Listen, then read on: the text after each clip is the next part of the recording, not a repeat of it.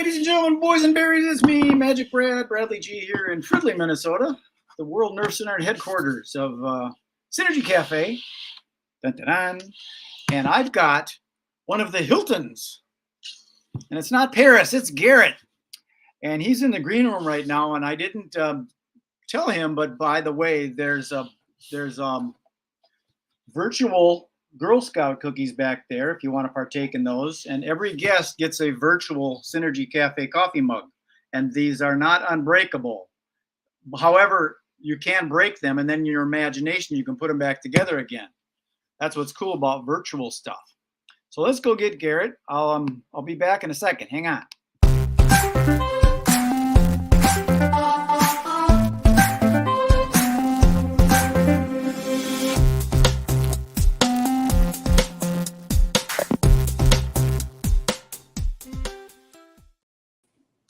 There he is. Oh, I caught him enjoying his cookies.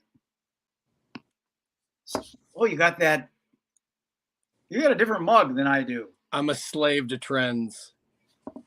Well, that trend is still going. That guy's doing pretty good, isn't he? I dated a young lady that actually did work with him on his marketing stuff. It's really interesting. And she it was very it was a long conversation that, you know, it was a very small part of a much longer conversation that she and I had. And she shared quite a bit about how the whole evolution of the Starbucks marketing format and what all went into it. And it's actually pretty interesting. So I have a really, really short video that I did one night when I was feeling particularly punchy when I was doing YouTube content. And it was like, yeah, you know, it disgusts me that people use brands and they profit off of it. It happens. It happens. I got so many views on that. It was freaking hilarious. I had a friend out in LA that had an opportunity to get stock in Starbucks at the ground floor level. He said, people ain't going to buy coffee. It's 90 degrees out here in LA. Then nobody's going to be buying coffee. Yep. Let it go. So, well, let's get into you a little bit. This is what it's all about. His name is Garrett Hilton, and he's into real estate, and he's about keeping it real. And I watched some of your videos, and that's kind of what triggered this. I saw one of your videos about my neighborhood, the place I grew up in Fridley, Minnesota. Yeah. You do these in different areas, which I think is kind of cool that you go out and familiarize yourself with the community, rather than some people just look it up on the internet and find out what this school system is and all that kind of stuff. I think it's kind of cool that you actually get into it. So it's actually, well, thank you. And thanks for acknowledging the work that goes into doing that. Oh. I also have done business and I've owned properties in Fridley as well over the years. And a lot of my friends, and I have multiple relatives that grew up in and around Fridley, Columbia Heights, that area in general. And this is kind of a newer thing for me to actually put it in as long form YouTube content and it basically unlock the knowledge that I have, or the things that I've seen from my brain, and put them into video format. So it's been it's definitely been a very trying, very new scenario that I'm not used to, and so it's a whole new world for me. So I'd feel a bit like a fish out of water. Well, I think that kind of thing will pay off because, you know, realtors are basically a commodity. They're everywhere. Yep. And you got to separate yourself from the others, and by actually going into the community and putting in the time, because I know you put a lot of time in it. I saw one where you must have spent a lot of time in it because there was sequences of when there was snow on the ground and when there wasn't snow on the ground. Yeah. So that's a lot of work. Mm-hmm. You got to remember and categorize and all that stuff. I don't have that kind of patience or work ethic, to tell you the truth. What we're doing here is raw and real, and if the cat comes in or the kids come in or something like that, it's unedited. That's what's going to happen. Yep. Me too. My stepdaughter's upstairs sick today from school, and she's bounding around and pounding and stomping above my head. So I don't know if any of the viewers heard that one, but that's what that was. I didn't hear it, but I think, again, that is the good thing. And I think that's the new way of doing business. I don't need to see some manufactured and bringing in, hiring actors and actresses to do the work for me. I want to see the real you, so that when I'm going to buy or sell a house, it's the real deal, as opposed to, a cookie cutter real estate agent that I saw at a networking event. Right. Somebody that's actually real. And is there for you. Because, I've got a real estate friend. I can't even remember his name because he's not a real good friend. Tim, he's over in the west side. But his separation is, when you buy a house from me, we're going to have a party. You invite as many people as you want. I'm paying for the party. And when we're going to clean up, I'm paying to get the house cleaned up, so you wouldn't even know there was a party. You're just going to relax. And that's my gift to you for buying a house from me. Yeah. It's significant to you from everybody else. I think that's cool. So I generally, and I've been offering this for a multitude of years, and quite frankly, most people don't do it, but like the majority of clients don't do it, but like we pay for the invites. We pay for the RSVP when they come back and whatever. We pay for the thank you cards for all the people that did come, ultimately did come to the party. And that evolved, or that was an evolution from it was probably about, I'd say like 8-9 years ago.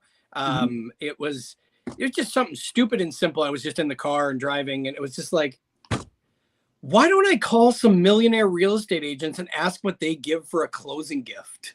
Sure. Instead, just ask them, like, hey, do you give a closing gift? And I talked to 4 different 7-figure earners, and every single one of them said, I give Cutco knives. I was like, oh, really? That's a good one. Why? And they're like, well, because I know that I can spend $200 on that piece of marketing material. I was like, wait, marketing material? They're like, yeah, I have my name and everything inscribed on the knife. And so that becomes the Hananana knife, or the Jim knife, or the Melissa knife. And so now I, share that with my clients, like, hey, this is the Garrett knife.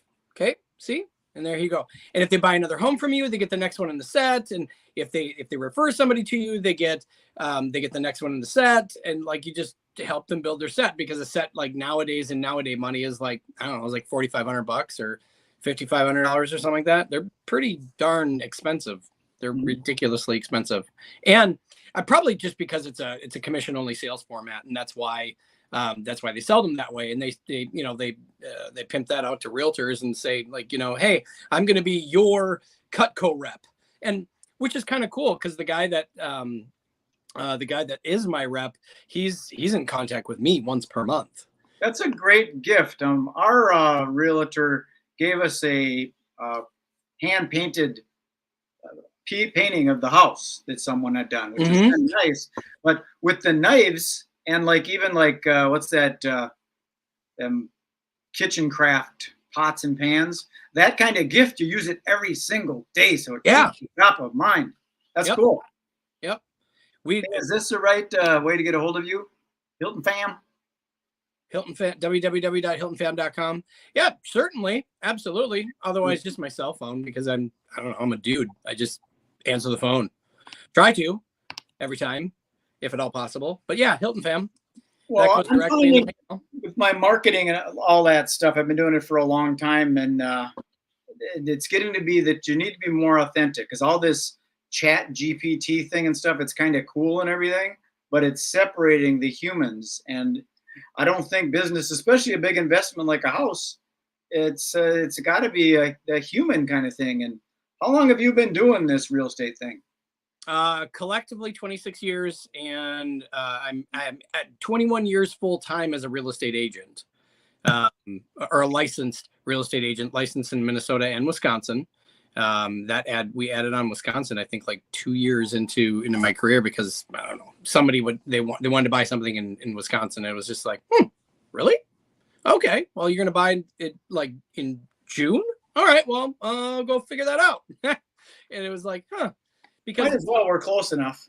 yeah, and I found it quite it's been quite lucrative for me to do business in both Minnesota and Wisconsin, because now I can offer more to clients, because if they're looking at something in Woodbury and they go, hey, there's Hudson right over there, and then all of a sudden now I've got to bring in some other dude that I don't really know that well, and Right. I don't know exactly if he's going to take that good of care of them, and because he's not going to know him like I do, and because I don't do a lot of business with my family, and that was intentional, because I got sick and tired of going to family meetings, or like funerals, weddings, things like that, and it never really was a family thing, because I was essentially I was networking all the time. Right. And so I made a full investment into real estate as a profession versus this is something I do to make enough money so that my girlfriend won't dump me.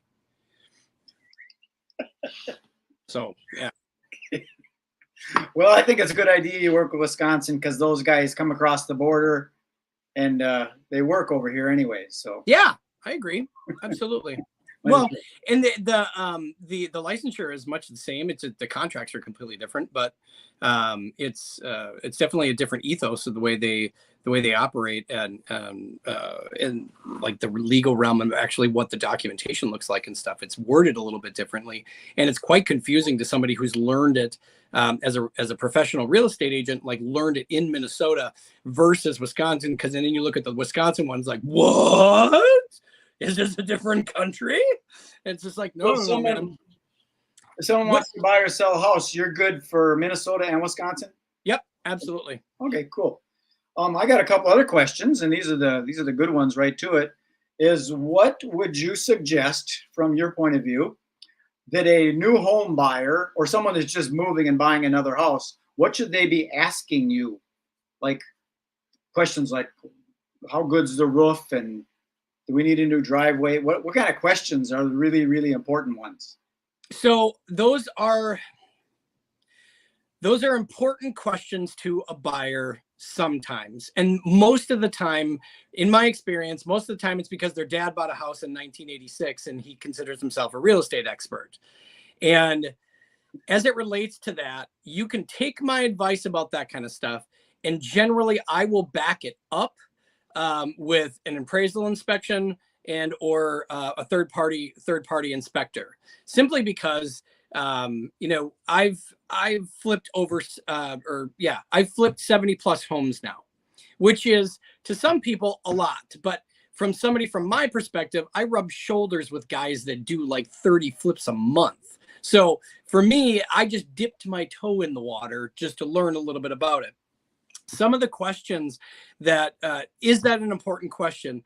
Sure. Because what it's going to do, because that's where a lot of people start, but it allows them to open up the conversation, because generally it opens up the conversation of allowing trust to happen, because you're going to be you want to operate from a place of experience versus from a place of naivete. Well, that's why you hire a real estate agent in the first place. Okay, fantastic. When somebody asks me that, generally what that tells me is that they have no idea what they've gotten themselves into, because there's so much more important stuff than that to figure out as it relates to qualifications.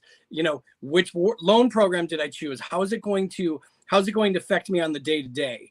Because generally, if a home is on the MLS, the roof's fine. Even if it's leaking, it's fine. It's fixable. Three squares and it would be good. But people are concerned about those things, and that's a very valid concern. It's just that's how things start out. And it's just like, okay, good. All right. So I know where you're at. All right, fantastic. And then it gives me an opportunity to, and that's where a lot of people, they get stopped up about asking questions. It's like, dude, always ask questions. Always ask the dumb questions, because the dumb questions to a professional and somebody who's obsessed and is a total nerd about their craft, like, they know what the next question is going to be. So they're excited when you ask that question because they know that we're getting somewhere and we're going to evolve into the questions that are actually going to give you, the client, peace of mind. And generally, peace of mind is I can afford my payment. I'm not too far away from work. And I don't feel like my kids are going to die when they walk out the door. And like sorry. I had a situation. We bought a house over in Golden Valley, and they, disclosed that they had an issue with the sewer line freezing. So it cost them about $6 or $10 grand to, have the city come and fix that out there. And then I thought, okay, it's all taken care of. It's all new. But then there was an enclosure in the garage because there was a garage that was, it gets cold in there. Garage wasn't insulated. There was an enclosure. And I noticed that enclosure wasn't insulated. So the same thing could have happened again because he didn't remedy the problem. He just fixed it. And I guess I didn't ask that question. Did you fix the problem? Okay. Yeah. Luckily, I just found it. Luckily you did. Yeah. And that's, so I'm really glad you brought that up because that's where, especially like in Golden Valley and whatever, I'm not sure. I'm pretty sure they have a time and they have not a truth in housing, but they have a time of sale inspection. I'm not 100% about this. I'd have to verify that. But regardless, it's always great. And especially the last 5 years. The last 5 years, it sucked because the way real estate's been, there's been 37 offers on everything. Everybody's going 50,000 over. Nobody's getting an inspection. They're not asking for closing costs.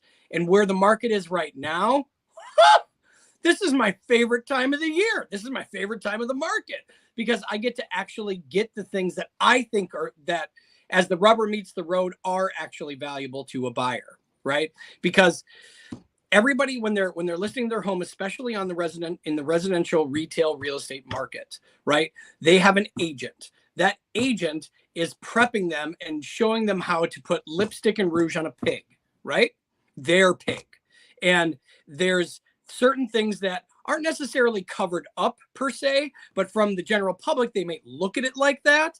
And no, they're just getting it ready for sale. And if anything, what they're doing, if we were to be quite blunt about it, is they're taking things out of the way that would stand in the way of you just easily making a decision, right? Like, I repaint the entire thing. I repaint the trim. I replace flooring. I put in a new furnace, water heater, and siding, soffit, fascia, and a roof. Right? If we did all those things, you're not going to be paying attention to something like the sewer thing. But it's those types of expenses in many cases that until something breaks, you're not going to know. But as a realtor, like the type of research generally that I do when we're actually writing an offer on a property, that kind of crap comes up because we look at comparable sales, we look at what's been going on, and generally you can read that. I can read that stuff as a realtor. That's in the listings, that's in the information that you just wind up stumbling on that stuff when I'm preparing an offer for somebody. And most of the time, that kind of stuff is just naturally you find out about it. And if it's not find outable, then it's going to be that surprise. And one of the major things, the reasons why I was sorry about that. One of the major reasons why I was mentioning about like enjoying the market, I can help them get their closing costs paid, help them get to this, help them get to that. There's not a lot of things or a room for me to change and shift the way a transaction can go. But that's one of the things that I can affect. And if I can affect something like that, it makes surprises like that you're speaking to much more palatable. Because if I can keep $12,000 of my buyer's hard-earned money out of the transaction that they still have in their bank account now, that kind of shit that comes down, because generally you always figure if the furnace is more than a year old, you got to plan on replacing that this fall. Oh gosh, I have to replace the furnace? No. The point is now you're a homeowner and we need to start planning on it because this is an investment. When you're an investor, things go sideways. Yeah. It's inevitable. And so we need to start looking at it like that. And especially for new homeowners or first-time home buyers, if they've been renting their entire life or living with mom and dad, you know, mom and dad, Bank of America, like they always took care of that stuff because they were the homeowners. And so you didn't hear about the little tiny things. And so as a first time homeowner, you're like, ah! It's like, no, this is, it's funny this came up. I know it's only 2 days after you're closed, but surprise! Welcome to investment. Well, that stuff happened with the person that acquired my mortgage too. I don't like the way that they did it. I didn't know that they swapped them over, but that happened, and I won't even name the name of it because you probably know the name of the bank. But I didn't like that whole situation because the way that it worked out. But I didn't foresee that kind of stuff happening too, which damaged my credit report and sort of irreversible kind of stuff. And it wasn't my fault, it was the bank's fault. But we won't get into that negativity, heck with that kind of stuff. So we've gone for about 20 minutes, and I try and keep these kind of short. Oh, so sorry. If you want to share something else, any parting words and of your wisdom, and we can do some more of these down the road if that's cool. I would love to do that's that. how you get a hold of you right there, Hilton Fam. HiltonFam.com. Your Get It Done Dad on Instagram and TikTok and YouTube. And if you can ever, on the next one, if you can like put Get It Done Dad up there, that's an easy way to search me. Get It Done Dad. Yep. GETITDUNDAD. Get It Done Dad. And it's spelled wrong, clearly. Okay. We'll work on that. One of the main, and you don't have to, I was just saying. If you're, one of the major things in the market, because it occurs to me, especially, I know from comparison from years of doing this, but like some people, you know, things are really expensive, right? And one thing that I always start out, not pushing per se, but pushing is that, hey, if we can put you in a scenario where you could potentially house hack, have a roommate that would rent from you to help smooth out the rough edges. Because like, as I was saying, you know, 2 days after you close on your house, and all of a sudden it's like, surprise, your furnace quit working, yay! And you think, oh, somehow there's got to be a way that I can hold them accountable. It's like, no, you're going to spend like $5,000 in attorney's fees. You might as well just replace the damn furnace and get over it and move on. Yeah. It's not worth the stress. So is to be able to offer those types of things. And I have a specific skill set as it relates to room renting and doing arbitrage rental and what have you for my clients, because I do it. I brought it into my personal life so that I've got 21 years of landlording under my belt. So, and having multiple properties and then a few properties, because I still have a few rentals myself that I self-manage. And the reason that is because I want to keep my finger on the pulse so that I'm not spewing out a bunch of bullshit when I'm talking. It's stuff that I've dealt with in the last year, maybe in the last month even, so that so I'm not talking just to hear myself talk. I'm actually offering something that could be taken as of value. Some people don't find what I have valuable, but that's fine. But some people do. And a lot of my clients that do ultimately wind up renting a room. And I've got specific advice about that I always share with my clients that are on a contract, because it's invaluable, especially because it's real world stuff as opposed to the elevator speech kind of crap that you see, like where it's come see us. It's a 2-day event and blah, blah, blah. Now spend 40,000 more. We'll give you the real information. It's like, no. That's silly. You're buying from a house from me. You deserve to be able to see the pay no attention to the guy. There's more. Yep. Okay. Well, Garrett, I appreciate you taking the time today. I'm going to put you into the green room, and there is some more of those digital Girl Scout cookies in there. Oh, I love the peanut butter ones. Yes, I'm excited for that. So if you want to stick around, we can have a chit chat, because I'd like to talk to you about some other stuff. That sounds pretty cool. Would love it. MagicBrad, thank you for your time. Thanks for giving me the opportunity to be able to hang out. This is cool. This is great. Fun. Okay, take care. There, you got it. That was Mr. Garrett. And here's the deal, Glockenspiel. That's how it is. Garrett Hilton. And to get a hold of him, you can just go to his webpage, and he's got that other one.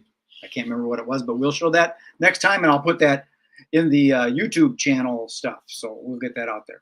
Okay, that's all I got. So peace, love, and happiness. Enjoy the rest of your day. Be good, be kind, be nice. Did I say be nice? You should be nice. Hey! Take care. Be well. Bye, ya.